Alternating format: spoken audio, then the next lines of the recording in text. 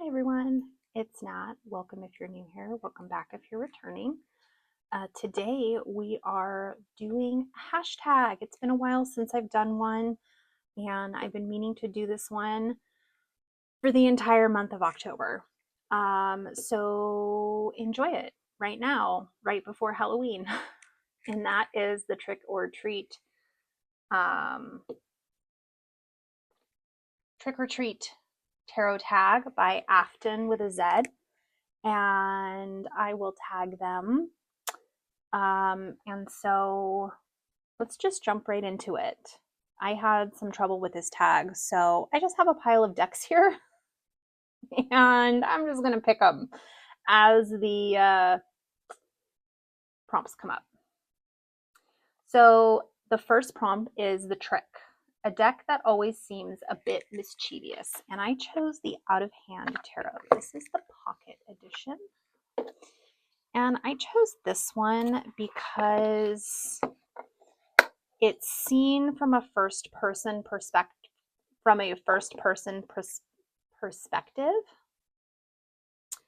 and I'm gonna have to remember to zoom that out. You're getting half the story here. I mean, I think you're getting the full story, but I always want to know, like, who is this person? Whose perspective are we seeing things from? And so that part for me feels a little bit tricky.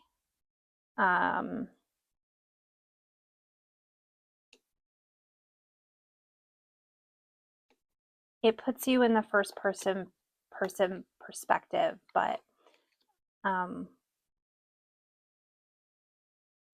who is that person? So this is my treat deck, and this deck is by Jamie Sawyer. I believe it is out of print, and I'm very sorry. She might have some seconds editions still left on her website. I'm unsure. Next is the treat, the deck you gorge on once a year. And for this, I picked the Trick or Treat Tarot. Zoom back out.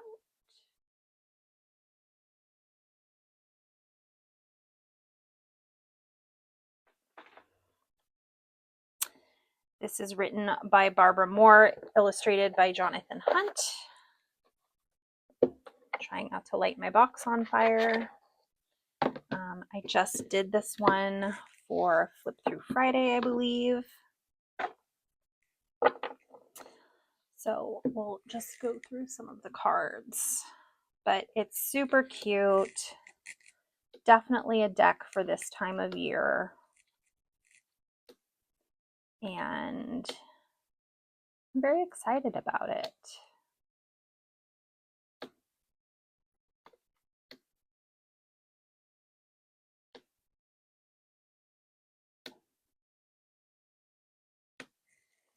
And it's still in order since I just used it. I'm going to leave this out though. I think I'm going to do some Halloween readings for my Blue Sky peeps. If you're not following me on Blue Sky, you should be. I frequently do free readings there. The Bat, a deck that flies over your head. Girl, what? I know a lot of people turn this deck into an oracle. Calling it a tarot to me seems generous. It is essentially, in my opinion, a 78 deck, a 78 card oracle deck. It is very beautiful, but it doesn't go by RWS standards at all. It doesn't go by any existing tarot system at all. So it's not Lenormand, it's not Marseille, it's not Thoth, it's not RWS. So for me, that doesn't make it a tarot deck. If it doesn't follow a tarot system, it is not a tarot deck. It is an oracle deck. It is beautiful though. And so I've actually, when I was studying this with Lisa's channel, I was writing keywords from the guidebook on the cards, and I stopped here because, yeah, the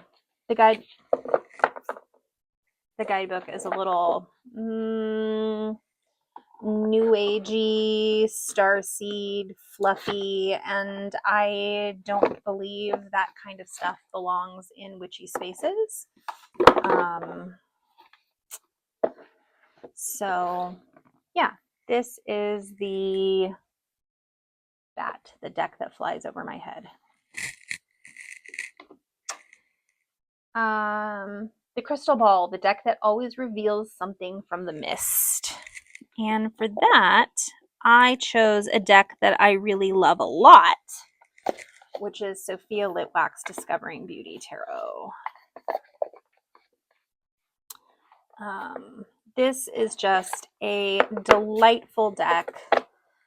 Sophia is a delightful person, and it is so beautiful, but there is nudity in this deck. So I'm just going to go through it really quickly to appease the YouTube algorithm into not... Okay, so this might be my favorite High Priestess card of all time. Just absolutely stunning. Oh, excuse me. This is the Empress, not the High... No, it is the High Priestess. See, this is what I get when I doubt myself. This is the High Priestess. But it is so beautiful. So beautiful.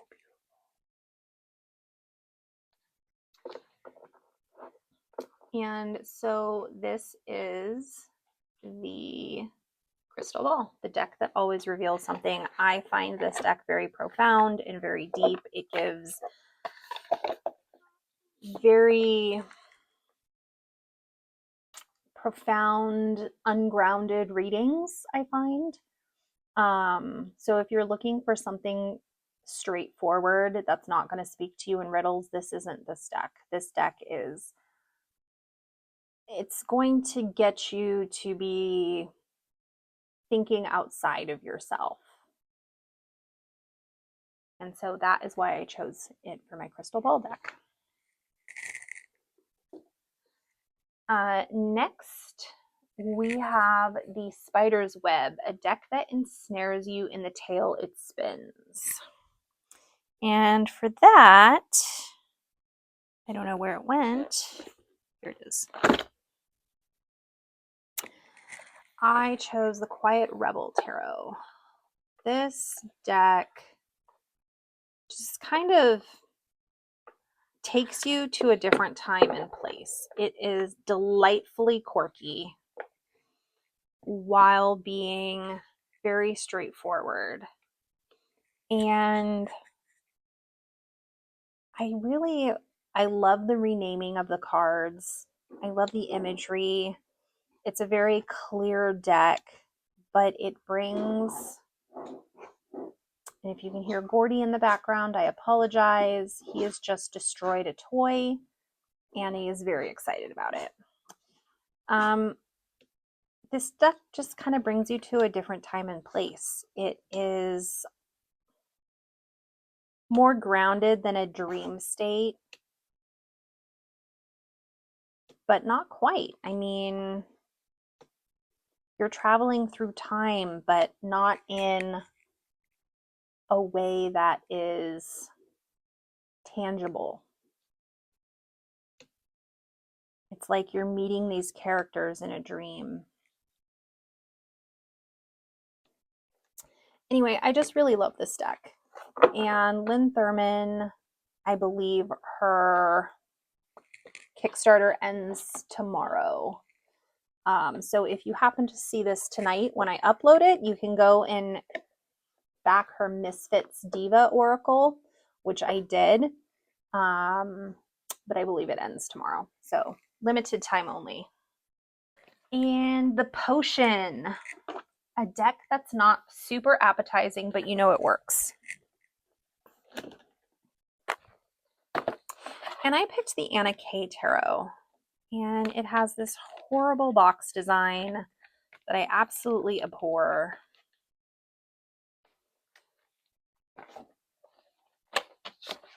And I think I just need to get rid of this box. But I'm such a deck in boxes person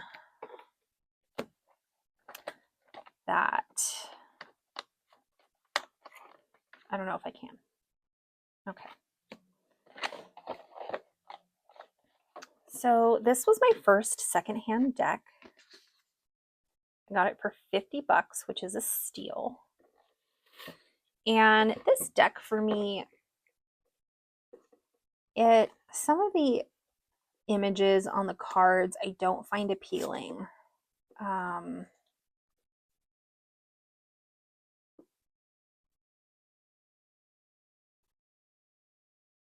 Like this Empress. Not the most beautiful Empress I've ever seen. The Moon card, though, is beautiful. This is a great Seven of Swords. This is a different Seven of Cups.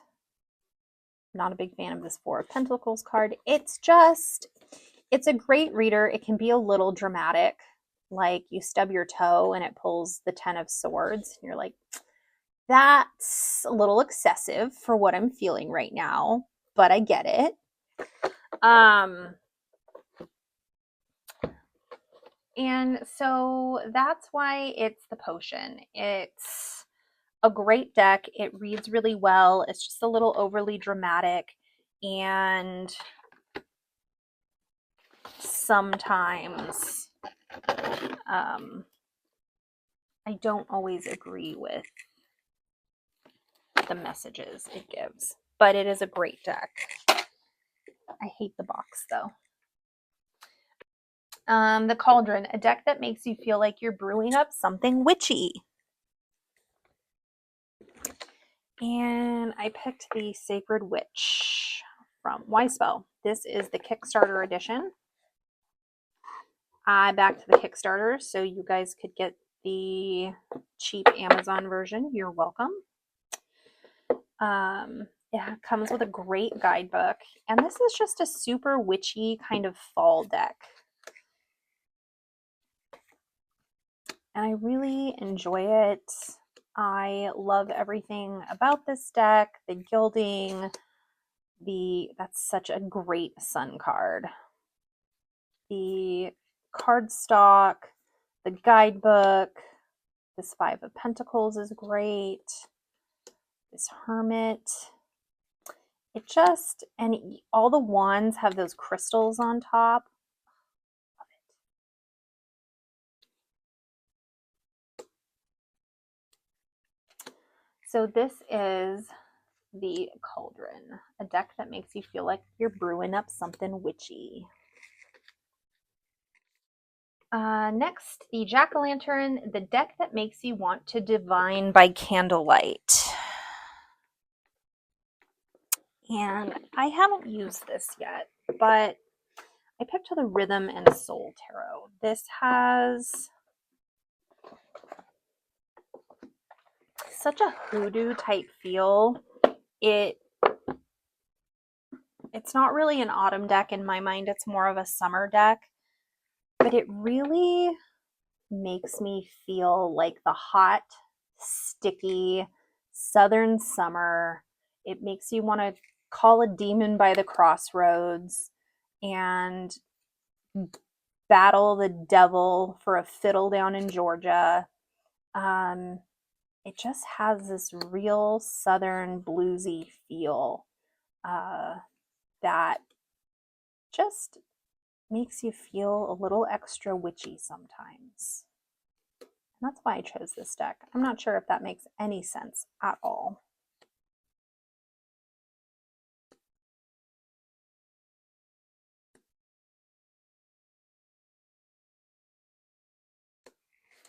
But that is why I chose that deck. And I'm very excited. This is going to sit on my shelf for a while, probably until next summer.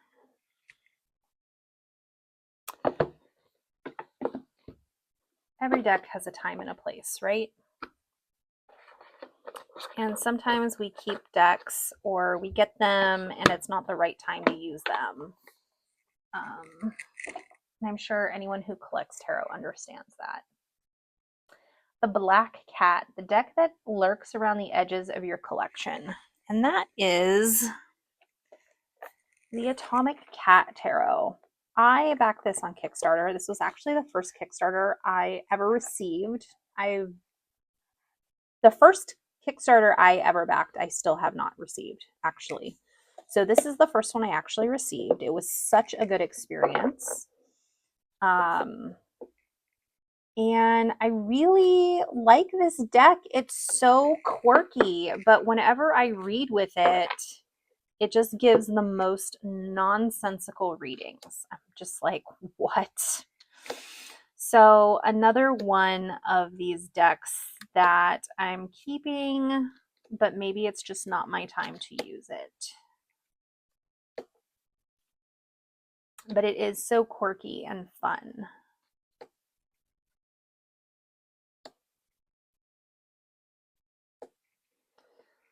So that was my Black Cat. Next is the Moon, a deck that casts shadow in its wake. And I did not choose a deck for this. So I'm going to go with the Lighted Window Tarot because I grabbed extra decks because I knew I didn't fill out every prompt. This is a beautiful deck. It's made in California. Well, it's printed in China, but designed in California and sold in California. This is a stunning deck. It is a bit pippy, but it is a beautiful autumn feeling deck for me. The cardstock is dreamy. This Hierophant is gorgeous. I mean, and even though it is a little pippy, you still get a lot of really good information from the cards.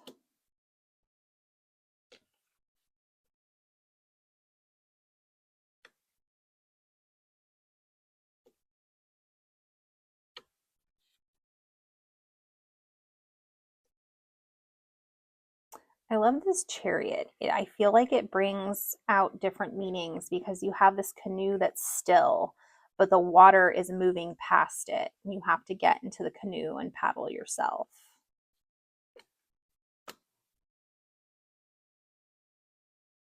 I want to know why this man is chopping wood without shoes on. That feels unsafe.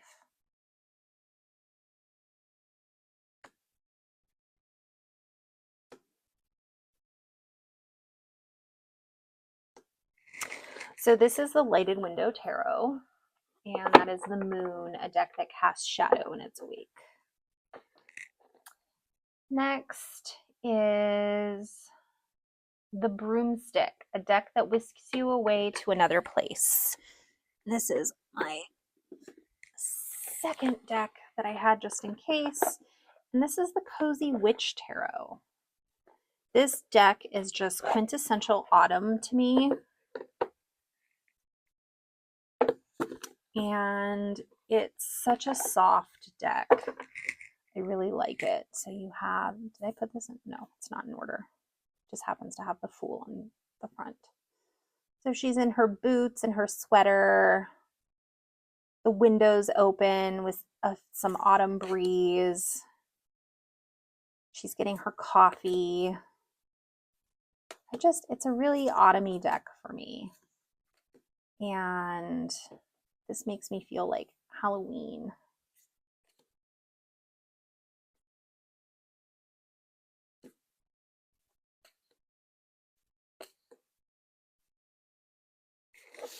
And so this was the Broomstick, a deck that whisks you away to another place.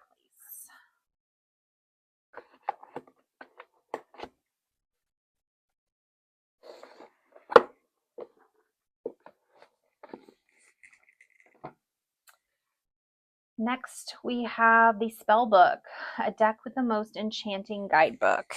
And I chose, choosing a deck with a good guidebook is really hard because so many decks have amazing guidebooks.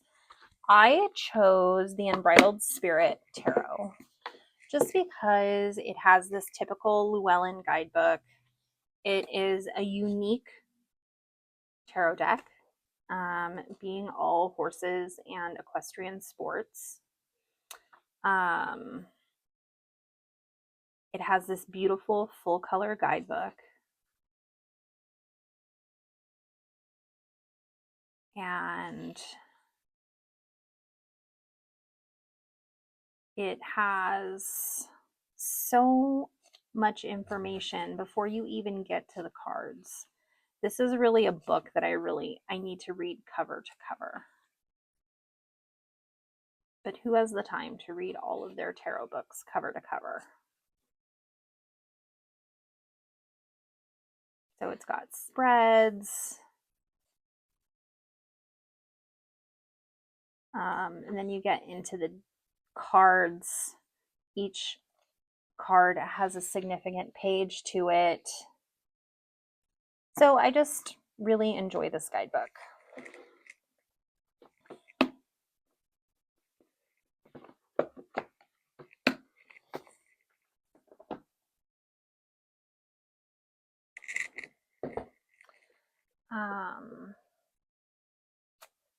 The Vampire, a deck that's transformed my very being.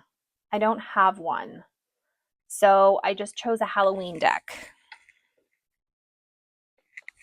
I don't think there's a deck that I've gotten yet that I've just been entranced with.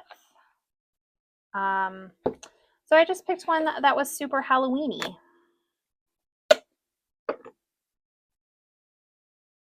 And this is the 78 Tarot Halloween. It does have a version that comes with a guidebook. I didn't get that version because it was more expensive. But this is a collaborative art deck. It's actually quite fun, in my opinion. There are some art pieces in here that are clearly assisted by AI, which is not disclosed, and I think makes it a little unfair for the artists that genuinely created their work for this deck. But other than that, it is so gorgeous. If you like a more cohesive deck, this isn't going to be for you. If you can appreciate each card on its own, you'll probably be fine. I love the Six of Cups card.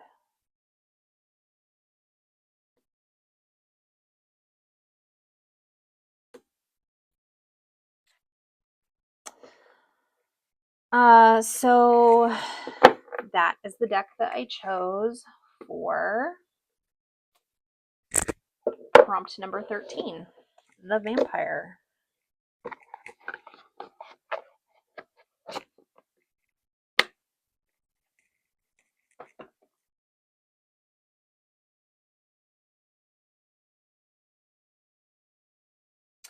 Prompt 14, the Haunted House, the deck that scares you with how scarily accurate it can be. And I am going to go with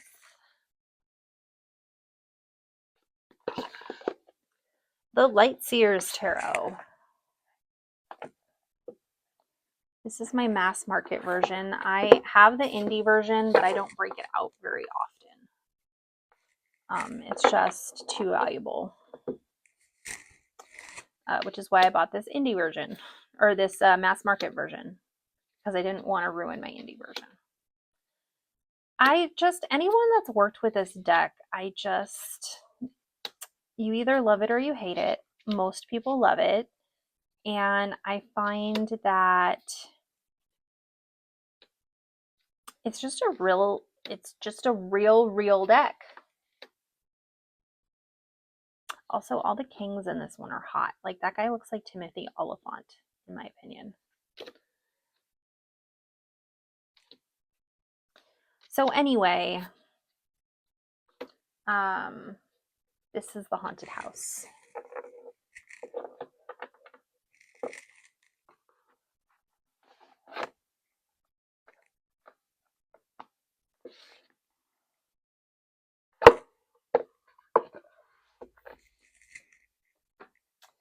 And finally, the tombstone, the deck you would take with you to the grave. And I have mine in a Peggy pouch because I keep this one in my purse, and it is the Pixie Pop Tarot. I love this deck. It is a recolorized RWS. It is smaller than your average deck. It's not quite a tin size. It's a little taller and narrower, but it is perfect in my purse. It is a recolorized and more inclusive RWS, and I love the bright colors in it. It does come with a guidebook, but I don't really need one for a regular RWS. And I take this deck with me everywhere. It has become my old faithful.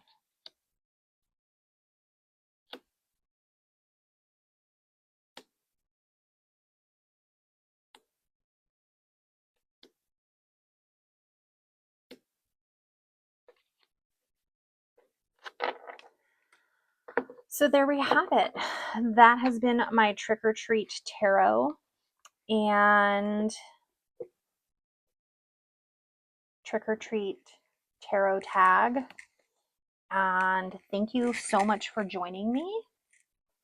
I'm going to edit this and get it out tonight, so it is available for Halloween. Thank you so much for joining me. Please like and subscribe and hit the bell so you're notified when I post, because it has been infrequent as of late. And happy Halloween, everybody. Bye.